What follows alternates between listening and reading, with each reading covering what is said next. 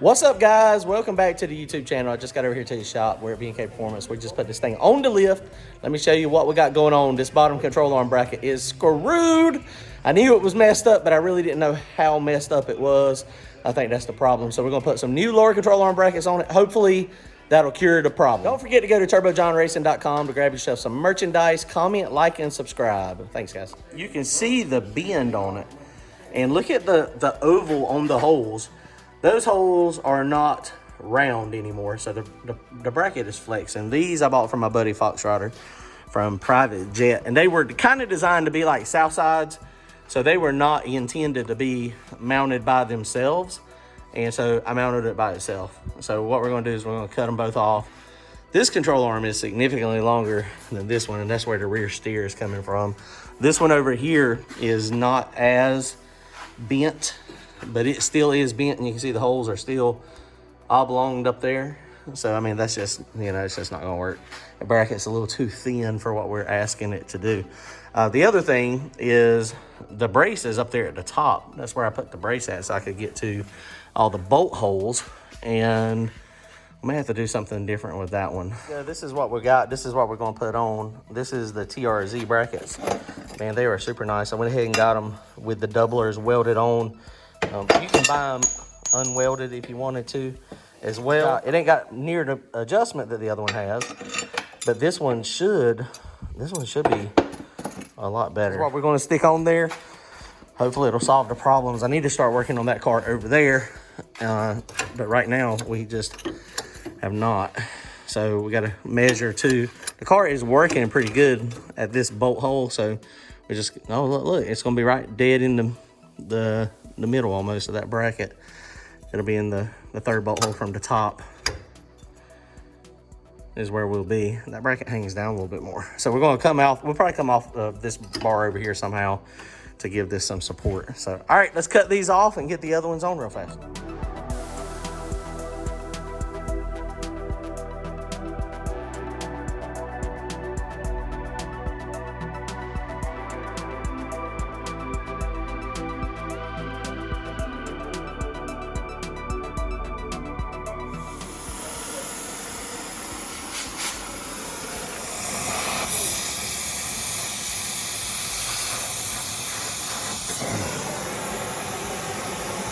My hair was on fire.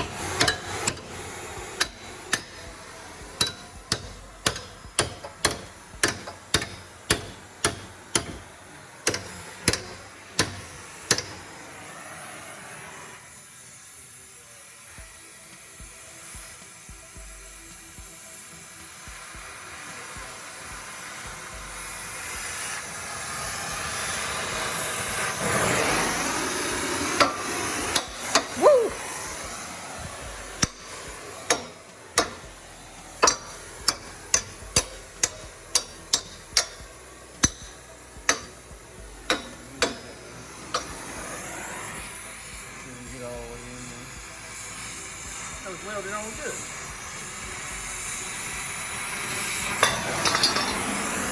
There she goes. All right, so you're gonna do the other one too. Then I'll go back with a flat grinder and grind all that with a flat disc. I want to see he does what he does.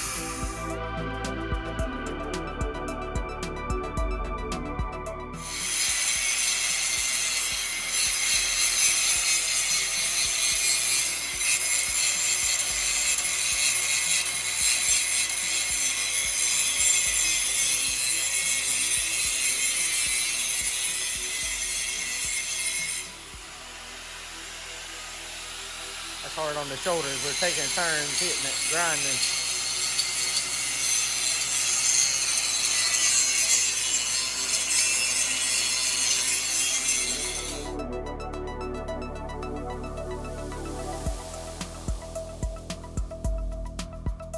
The hardest part was getting all the old bracket off, and you can see, I mean, since he's moved in a little bit, and these are also narrower, I didn't have to do much grinding on the other one, but it's a pain in the butt. We're on day number 2. Worked on it 4 hours yesterday. Been working on it probably about an hour and a half so far today. My welds are not the best, but the biggest thing is making sure that these things are, you know, equal. We take an angle finder and go off the differential cover there, and then we make sure what angle it is, and then we angle these back a little bit. TRZ recommends about 5 degrees back. I've got mine are about 3 degrees, the way that it worked out on the bracket and the support bar, because what I didn't want it to do is get tied up to where I couldn't use that top hole if I wanted to. So now the way it is, I can, but if I would have slid it back a little bit more, it probably wouldn't have worked out, you know, the same. So I think that's going to be okay though. So now, you know, the spacing side to side, measure it off the back of the C-clip eliminator and off the back of the rotor, and you get them even from side to side. And right now the rear end is kind of in there crooked. You see it's real close to the front here, so we're going to put them up real fast. Put the bars on it. I'm trying to figure out if I want to do some type of other support. These have got a support plate on the bottom. And these things, I mean, you could run a bar off of the bottom and then, you know, come off over here, but then it's going to be pretty low to the ground. I'm trying to decide. I can't really do anything from this side up that would go down, I don't think. But, I mean, possibly down here somewhere on the bottom of the bracket.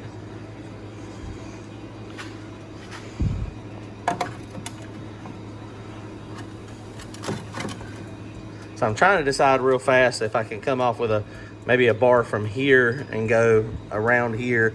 But there again, my shock stuff is kind of all in the way.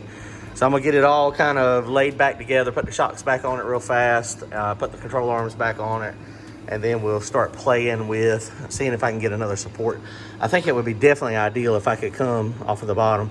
Right now, the way it's gonna work out, my bar is gonna be in this hole right here for where it was at. But if I ever want to add some anti-squat and need to go down to put a lot of angle in it, you know, when you get down here away from all the support, that's kind of where you're going to have problems with that bracket bending and flexing, I think. The other thing that is good with this, you can see this is much narrower than factory, so it's only got 1/2 inch bolts, but at the same time it's only 1/2 inch, but there's not much bolt here to actually bend, so it's going to be much harder to bend a 1/2 inch bolt with 1.5 inches versus 3 inches. So here we go, we're getting closer. All right, guys, so I was just looking at everything, and this bracket, particularly on the driver's side, was very, very, very bowed out. And you see the bracket is straight.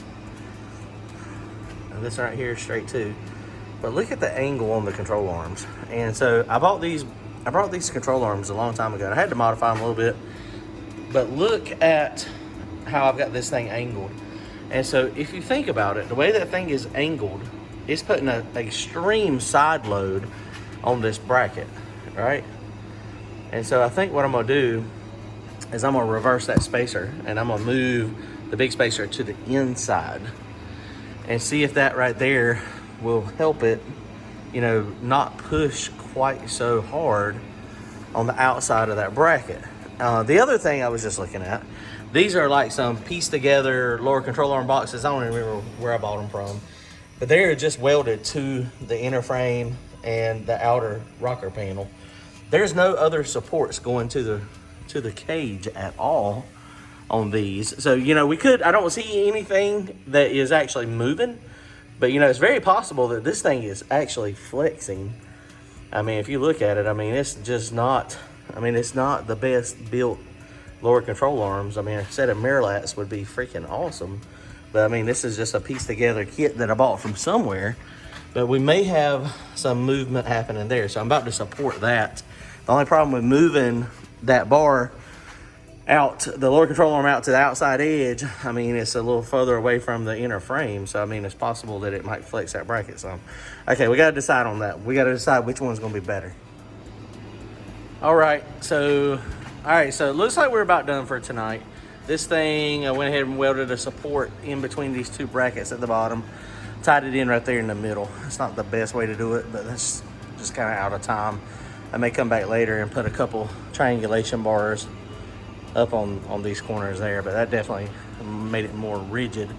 So we're almost done here. I think the only thing we gotta do tomorrow is we gotta replace that brake line, because that is, I'm an idiot, I hit it with the grinder when I was grinding on the welds.